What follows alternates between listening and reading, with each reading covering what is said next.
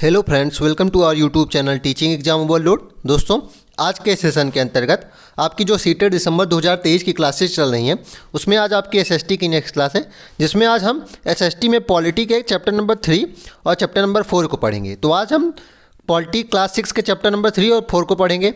चलिए फिर सेशन को शुरू करने से पहले हमारी एक रिक्वेस्ट है कि हमारे चैनल को लाइक करें, सब्सक्राइब करें तथा ज़्यादा से ज़्यादा शेयर करें। तो हमारा आज के सेशन का पहला चैप्टर है चैप्टर नंबर 3, सरकार क्या है। इसमें देखते हैं जो इंपॉर्टेंट पॉइंट है उसको मैंने एक पीडीएफ में बना लिया है, उसको देखते हैं क्या क्या इंपॉर्टेंट पॉइंट है इसमें। चलिए देखते हैं।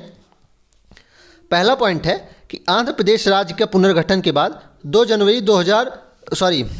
2 जून 2014 को तेलंगाना भारत का 29वां राज्य बना। तो 2 जून 2014 को तेलंगाना भारत का 29वां राज्य बना था। ध्यान रखिएगा, बना था वर्तमान में, लेकिन क्या हुआ कि 31 अक्टूबर 2019 से जम्मू और कश्मीर राज्य 2 अलग अलग केंद्र शासित प्रदेश में बंट गया, जिसमें से एक जम्मू कश्मीर हो गया, एक लद्दाख हो गया।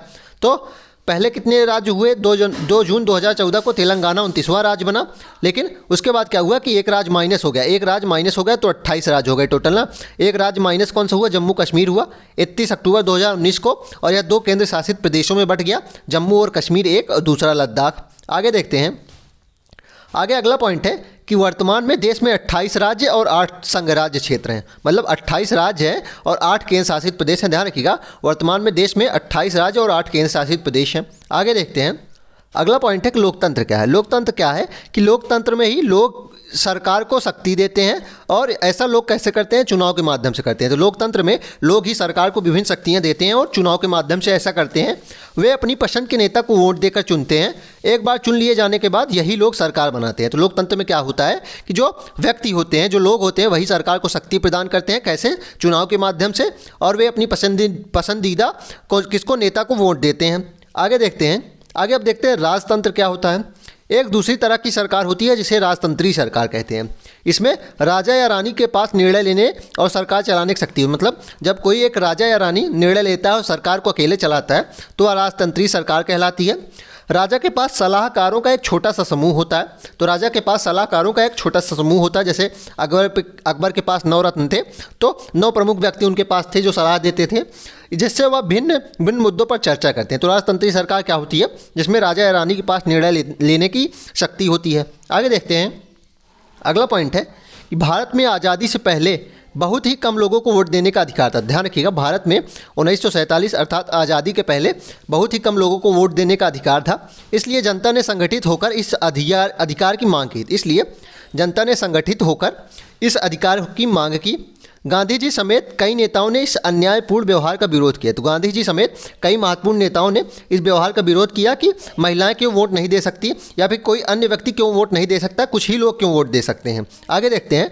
उन्होंने भी जोर जोर से यह मांग उठाई। तो गांधी जी ने भी जोर और शोर से यह मांग उठाई थी। 1931 में यंग इंडिया पत्रिका, अब ये इंपॉर्टेंट पॉइंट है कि 1931 में यंग इंडिया पत्रिका में लिखा था गांधी जी ने कि मैं यह विचार सहन नहीं कर सकता हूँ कि जिस आदमी के पास संपत्ति है वह वोट दे सकता है, लेकिन वह आदमी जिसके पास चरित्र है पर संपत्ति या शिक्षा नहीं है वह वोट नहीं दे सकता।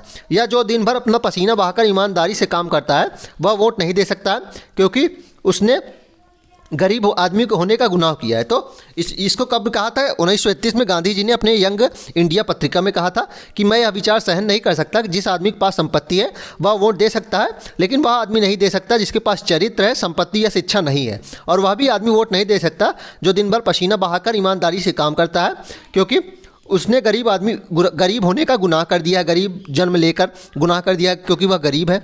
आगे देखते हैं। आगे है कि संसार में कहीं भी सरकारों ने स्वेच्छा से अपनी शक्ति लोगों के साथ नहीं बांटी। तो संसार में कहीं भी किसी भी देश में सरकार ने क्या किया? स्वेच्छा से अपनी शक्ति का बंटवारा नहीं किया। पूरे यूरोप और अमेरिका में महिलाओं और गरीबों को सरकार के कार्यों में भागीदारी के लिए संघर्ष करना पड़ा।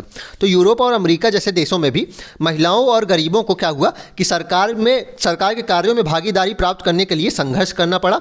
महिलाओं द्वारा मताधिकार के लिए किए गए संघर्ष ने प्रथम विश्व युद्ध के दौरान और मजबूती पकड़ी। तो महिलाएं जो आंदोलन कर रही थी अपने मत के लिए, मत के अधिकार के लिए जो आंदोलन कर रही थी, वह प्रथम विश्व युद्ध के दौरान और मजबूती से प्रारंभ हो गया। इस आंदोलन को महिला मताधिकार आंदोलन कहा गया। इस आंदोलन को महिला मताधिकार आंदोलन कहा गया और प्रथम विश्व युद्ध के दौरान यह ज़्यादा सक्रिय हो गया और अंग्रेजी में इसे सफ्रेज मूवमेंट कहते हैं। अंग्रेजी में इसे सफ्रेज मूवमेंट कहते हैं। नोट कर लीजिएगा, मोस्ट इंपॉर्टेंट है। अंग्रेजी में मताधिकार आंदोलन महिला के क्या कहते हैं? सफ्रेज मूवमेंट कहते हैं। सफ्रेज का मतलब होता है वोट देने का अधिकार। ध्यान रखिएगा, सफ्रेज का मतलब क्या होता है? वोट देने का अधिकार। आगे देखते हैं।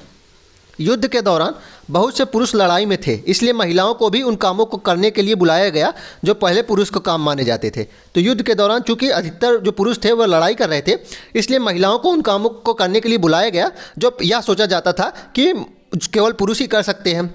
जब महिलाओं ने विभिन्न प्रकार के कामों और उनकी व्यवस्था करना शुरू किया तो लोगों को यह देखकर आश्चर्य हुआ कि इतनी गलत रूढ़िबद्ध धारणा बना रखी थी हम लोगों ने उनकी महिलाओं और उनकी क्षमताओं के बारे में। तो जब महिलाओं ने विभिन्न काम करना शुरू किया और इन कार्यों को व्यवस्थित ढंग से करना शुरू किया तो विभिन्न लोगों को यह देखकर आश्चर्य हुआ कि हमने महिलाओं की क्षमता और उनकी योग्यता के बारे में कितनी रूढ़िबद्ध धारणा बना रखी थी कि महिलाएं ये काम नहीं कर सकती, केवल पुरुष कर सकते हैं। इस तरह महिलाओं को निर्णय लेने के समान रूप से योग्य माना गया। जिसमें मोस्ट इंपॉर्टेंट पॉइंट क्या है कि प्रथम विश्व युद्ध के दौरान महिला मताधिकार आंदोलन बहुत ज़्यादा मजबूती पकड़ी और इस आंदोलन को महिला मताधिकार आंदोलन कहते हैं। अंग्रेजी में इसे सफ्रेज मूवमेंट कहते हैं। सफ्रेज का अर्थ क्या होता है? वोट देने का अधिकार। नोट कर लीजिएगा। आगे देखते हैं। आगे है अमेरिका में औरतों को वोट देने का अधिकार 1920 में मिला। ध्यान रखिएगा, अमेरिका में औरतों को वोट देने का अधिकार 1920 मिला, जबकि इंग्लैंड की औरतों का यह अधिकार कुछ साल बाद 1928 में मिला। तो प्रश्न अगर बनेगा कि अमेरिका में औरतों को वोट देने का अधिकार कब मिला, तो 1920 में मिला, जबकि इंग्लैंड की औरतों को यह अधिकार कुछ सालों बाद अर्थात 1928 में मिला। चलिए अब हम आज के दूसरे चैप्टर को पढ़ते हैं जो कि है चैप्टर नंबर 4 क्लास 6 से पॉलिटी का, जिसका नाम है लोकतांत्रिक सरकार के मुख्य तत्व। तो आज इसमें क्या इंपॉर्टेंट है, चलिए उसको देखते हैं। आगे देखते हैं। इस चैप्टर में पहला पॉइंट क्या है कि दक्षिण अफ्रीका पहले रंगभेद कानून से शासित था। तो दक्षिण अफ्रीका में पहले रंगभेद कानून पारित था, मतलब रंग में क्या किया जाता था? भेद किया जाता था गोरे और कालों में। और अश्वेत लोगों के अस्पताल अलग होते थे और अस्पताल की गाड़ियाँ भी श्वेत लोगों के लिए जो अस्पताल की गाड़ियाँ थी वे ज़रूरत के सामानों से सुसज्जित होती थी, जबकि अश्वेत लोगों के लिए जो गाड़ियाँ थी उनमें सुविधाएँ उपलब्ध नहीं थी। तो इनके अस्पताल भी अलग होते थे और अस्पताल की जो गाड़ियाँ होती थी वे भी अलग होती थी। श्वेत लोगों के लिए जो अस्पताल की गाड़ियाँ होती थी उसमें विभिन्न ज़रूरत के सामान सुसज्जित होते थे, जबकि अश्वेत लोगों के पास कुछ नहीं होता था, खाली गाड़ी होती थी। आगे देखते हैं। उनके लिए रेल एवं बस भी अलग होती थी। तो इनके लिए जो रेलगाड़ियाँ होती थी और बसें भी अलग होती थी। यहाँ तक कि श्वेत और अश्वेत लोगों के लिए बस स्टैंड भी अलग होते थे। यहाँ तक कि ये लोग एक साथ खड़े भी नहीं हो सकते थे। बस और रेल इनके अलग तो होते थी, साथ ही बस स्टैंड भी अलग होते थे। तो इस प्रकार का रंगभेद कानून दक्षिण अफ्रीका में था। आगे देखते हैं। अश्वेत लोगों को वोट देने का इजाज़त नहीं दी। अश्वेत लोग वोट देने के लायक नहीं माने जाते थे, वे वोट नहीं दे सकते थे। देश की सबसे अच्छी ज़मीन श्वेत लोगों के लिए आरक्षित की जाती थी और अश्वेत लोगों को खेती के लिए सबसे घटिया ज़मीन मिलती थी। तो देश की सबसे अच्छी ज़मीन श्वेत लोगों को दी जाती थी और जो सबसे घटिया ज़मीन, जो बंजर ज़मीन होती थी, उसे अश्वेत लोगों को दी जाती थी, जहाँ बहुत ज़्यादा प्रदूषण आदि होती थी, विभिन्न जो गलत गतिविधियाँ भी होती थी वहाँ ज़मीन मिलती थी। इससे पता चलता है कि अश्वेत लोगों एवं भारतीयों को श्वेत लोगों के बराबर नहीं माना जाता था। एक और इम्पॉर्टेंट बात है कि वहाँ भारतीयों को भी अश्वेतों को बराबर ही माना जाता था। दक्षिण अफ्रीका में भारतीयों को भी अश्वेतों के बराबर ही माना जाता था और इनकी कोई भी इज्जत नहीं की जाती थी, उनके साथ भेदभाव किया जाता था। आगे देखते हैं।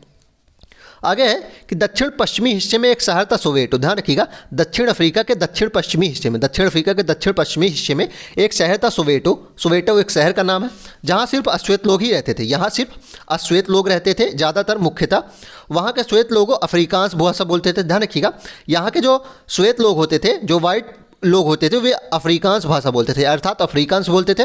और अश्वेत लोगों की भाषा जुलू थी। मोस्ट इंपॉर्टेंट है, प्रश्न अगर बनेगा कि अफ्रीकन्स में जो अश्वेत होते थे उनकी भाषा क्या थी, तो जुलू थी। मोस्ट इंपॉर्टेंट है, इसको नोट कर लीजिएगा। आगे देखते हैं।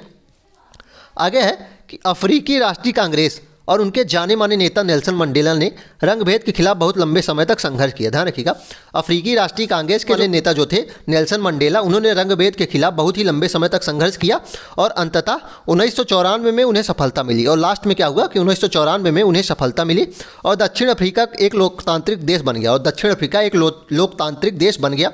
तो प्रश्न बनेगा कि दक्षिण अफ्रीका एक लोकतांत्रिक देश कब बना, तो 1994 में बना। और इसमें नेल्सन मंडेला जो कि अफ्रीकी राष्ट्रीय कांग्रेस के महत्वपूर्ण नेता थे, उनका बहुत ज़्यादा योगदान था।